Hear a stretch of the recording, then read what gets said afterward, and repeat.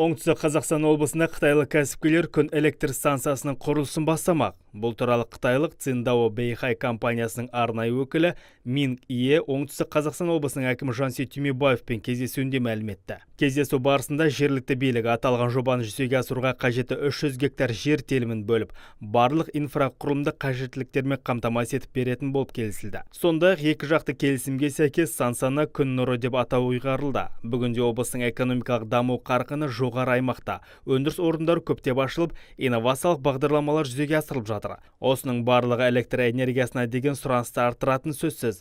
Энергетикалық қауіпсіздік ең алдымен энергетикалық тәуелсіздікке байланысты екенін ескерсек, оңтүстік өңірінде баламалы энергетика нысандарын салу аса маңызды болып отыр. Кездесу қорытындысына сәйкес Оңтүстік Қазақстан облысы әкімінің орынбасары Бауыржан Жамалов пен қытайлық Циндао Бэйхай компаниясының өкілі Минг Ие екі жақты энергетика саласы бойынша инвестициялық жобасын іске асыру жөнінде меморандумға қол қойды.